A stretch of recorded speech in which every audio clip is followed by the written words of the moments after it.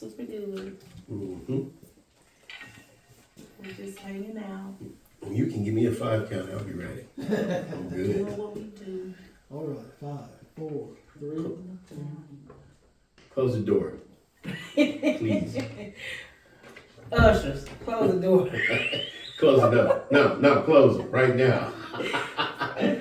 Welcome to another episode of Breakfast and Jabos on the Urban City Podcast Network. Hey, if you haven't done so already, follow us on Facebook, Urban City Podcast, and YouTube, where you're going to see this content and plenty other a lot of other content that we have with Charles Dwight, Umar Johnson.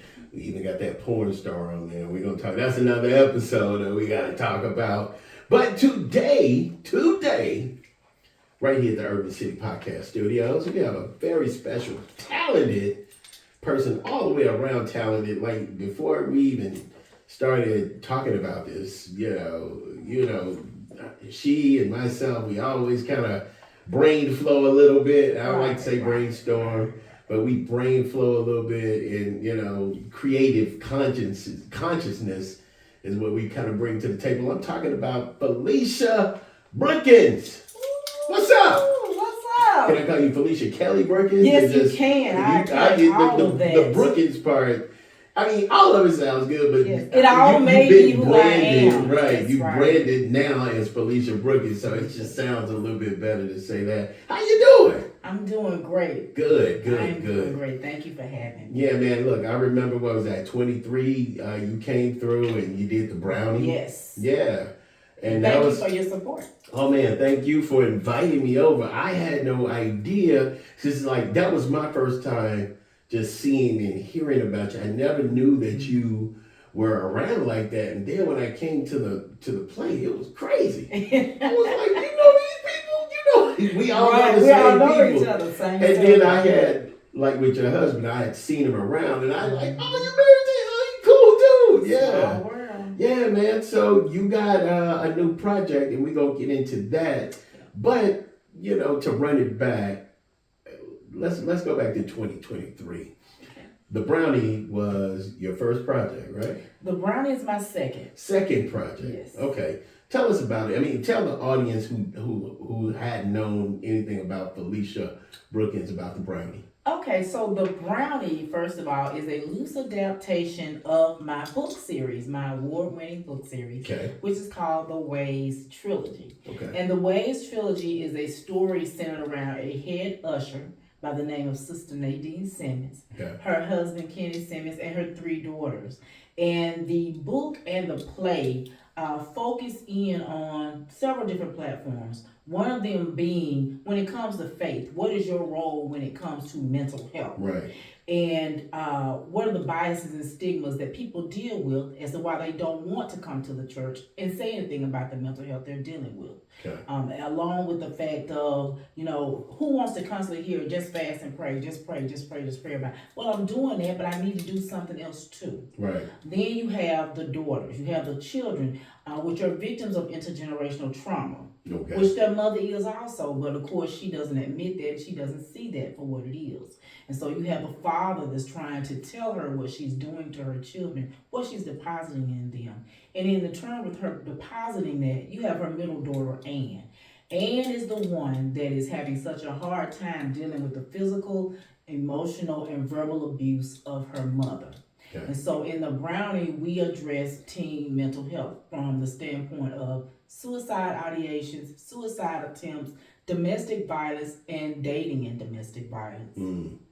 Now, with that being said, it was a little drama in the whole play, right? You want to talk about that a little bit? So it has a trigger warning on it. Okay. Because of the fact there are going to be people in that audience that have actually gone through some of the things that they'll see on that stage. But no, not that part. But I'm talking about the part where it was drama within the church or inside of the play, right? It was some stuff, wasn't it? From I think what I remember, if I'm remembering that right. So we have Pastor Craig, who Sister Nadine Simmons just loves. Well, Pastor Craig is a man. Okay. And sometimes men cannot resist temptation. Okay, so he and smashed. So the drama in this, yes, so he has the vixen to come in, Miss Champagne Porter, which is played by April Bingham. And Champagne's main focus and goal and reason for being there is to bring him down, to get him to fall. She was sent there by assignment, by the enemy, to cause him to fall.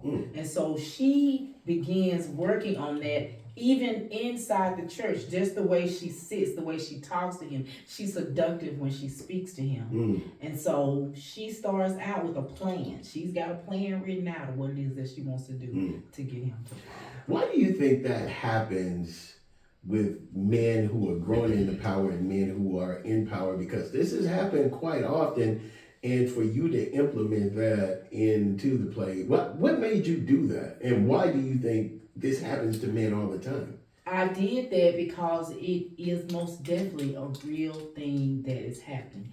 I did it also because many people have a view, I think, of faith leaders of, oh, okay, so you're a pastor. Oh, you are just above. Reproach. You are above him. No way you could ever fall. And they forget that person, that faith leader, is human just like you.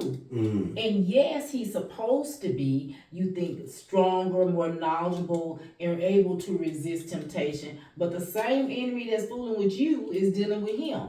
And so a lot of times you put them on a step pedestal, you make them idols. And then you find out the hard way, they're fighting with the same temptation. And sometimes they fall too.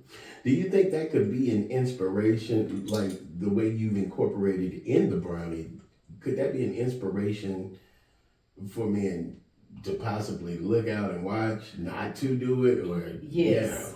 I think it is a good way for them to sit back and watch it and see it with themselves. And so even from watching it from sitting out in the audience, you can say, you know what, maybe it is a good idea that Sister Susie doesn't come to my office unless my wife is there when I talk to her. Oh, sure. Or Sister Susie comes to my office. I need to make sure the door is open. Or if she calls me on the phone, I need to put my conversation on speaker, especially when my wife is, there. Or maybe I don't need to talk to her when she's not. I need to look for the signs of someone coming in trying to be a stumbling block to your ministry.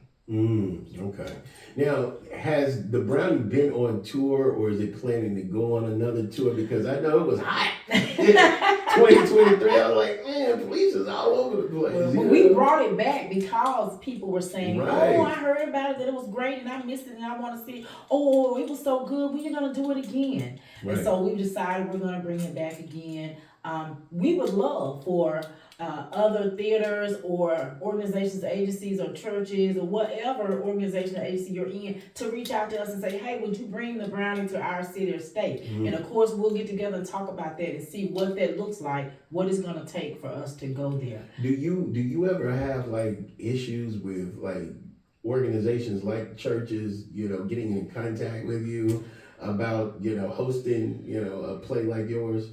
The issue that I'm finding right now mostly is reaching out to them. I have a production assistant, and she'll call, and leave a message, but they never call back. Right. Or she calls and doesn't get a message or anything, so she keeps calling. So the problem we're having is getting a response. Okay. So that we can talk to you about what it is that we're doing, invite you to come out, or have the opportunity to come to your congregation and invite them, and maybe even get the conversation started in the faith, the venues of faith, so that they can say, you know what, maybe we need somebody on staff to address mental health. Or maybe we need to step back and see, how have we been addressing this before? Why is it that little Timmy won't come to us? Or the dad or mom is there. The pastor may know they're going through some things, or he may not. And how do they feel? Do they feel like they can approach me? They don't want to come to you and then you get up in the pulpit 5 minutes later, they telling everything that you just told them. Right. Or they tell you that they're dealing with something, and you look at them and say, well, your faith is just not strong. Where's your faith, brother? Where's your faith? Well, before I have you to attack my faith and make it seem like I'm not growing or where I should be, I just keep that to myself. Heard. Even with the little kids, right? Teenagers or youth, I'm not even go to mama or daddy because, Real language. Now let's talk about this new project you got going, all right? I gave you a call. I reached out to you yesterday, and you look impromptuli. You here at the Urban City Podcast Studio. I pivot. Yeah, real quick. So let's talk about the new project. Tell us what the name of it is and what your goal is with this. Okay, so I have done what seems now to be a natural progression. Okay. I have put together a nonprofit organization called Safe Space. I Okay. call it Safe Space Theater Therapy. Mm. And so we held an event a couple of weeks ago at Quisenberry Library in Clinton. And we invited the teenagers to come out and the youth. We had social workers and experts in the field of mental health. And so what we did was talk about several different areas of teen mental health challenges that we think needed to be addressed. We had local team moderators. They asked questions of the panelists and the experts and they answered. We had an open space where the kids could ask the questions that they wanted to ask. We even incorporated the spoken word because we wanted them to know that you can use the arts to talk about how you feel, express how you feel. Yeah. And so the theater piece comes in where members from the Brownie or the cast come in and we act out a scene dealing with mental health. Mm. And so the kids get to see that played out, maybe relate to that in some way without being put on the spot. And also, I think that helps them come up with the words that they need to say to somebody. Mm. You know? Okay. Yeah. So, in other words, it's in a sense, it's kind of training them to be in plays too, right? Exactly. Yeah. Exactly. So it's teaching them also give confidence to them. If you're afraid to get up and speak in front of people, but you have a group that becomes like a team or a family with you, and you as a kid get up there and say, "Well, they're gonna do this with me," you know, and then they do it and they feel so accomplished and they feel good about it. Mm-hmm. It's also a way, you know, to take them out of that situation for a couple of hours. You know? Okay. So, what is you got the Brownie right now, and you got rave reviews for it, and people are wanting you to bring it back, and now you got this new nonprofit situation. What is your ultimate goal in doing all of what you're doing at this point? Well, I have two. My first ultimate goal is that theater can be used to help these kids deal with the challenges that they have. Things have increased as far as issues that can affect them mentally in a negative way from when we were growing up. Right. We didn't have social media where they were we being Gen X. cyber bullied, Right. okay? Right. If we got into it at school, that's where it That's happened what it at, or was. at the It is playground. that's But what it now was. that can follow you to social media and the whole world can see what's going on. Right. You know, so they got to deal with that. You have kids now that are having to deal with, you know, mothers and fathers that are trying to be their friend more so than they need to be, and they're so busy on social media that they're not paying any attention to you. And then the examples that they have, the violence has increased, not only with the boys but with the girls. And so they're able to see that violence even on YouTube, Instagram, Facebook, and so this is teaching them how they're supposed to deal with their emotions. Right. Okay. And so I want this theater therapy safe space and this production to show them there's another way that you can be creative and put your thoughts on paper and then act them out. There's another way that maybe you can express or talk to your parent, you know, your counselor, your teacher, or your faith leader through theater. You know, through writing, even just writing the script, that can be a release for you. So that is the one thing, first of all, that I want to do is to help the kids find another way to deal with their mental health challenges. Secondly, I want this production to be a strong message to the adults and to the faith leaders, and I want it to be seen on the big screen. Yeah. So, are you working towards that goal? That is my next step once we have done this. Now, with the Brownie, have you had cameras filming it in the past, or you just... We've just done some camera shots with our phones, you know, of some scenes and some rehearsals, and that's all that we've done so far. Okay. So what I'm in the process now of doing is I'm a big believer in mentors and learning from the people who know how to do it. And so once this is done on the stage, you know, unless somebody reaches out to us and says, can you bring it here, which we'll do, my next step is to start learning all I need to do to get this to film. as well as I'll be hosting the safe space events every quarter. Okay. Yeah. Okay. Now, we're in the Mississippi studios. Is safe space just a Mississippi thing, or is it nationwide? We have children all over the Okay. world that need help. And so if somebody in Alabama or Georgia says, hey, can you come and host a safe space event here? Or the big C word that I love, can we collaborate? There you go. Can we collaborate on this and bring this here? Why, yes, I'd love to. And I'd love to bring my team moderator. I'm really excited about the team moderators because I asked one of them a question the other day. I said, what do you think are some of the things that we really need to be talking about when it comes to teens and what they're dealing with? Because they're the ones. We can pick our topics, but that may not be 98% of what they're dealing with. You know, Right. so you talk to me and tell me, and you all help me put this together so we can present it.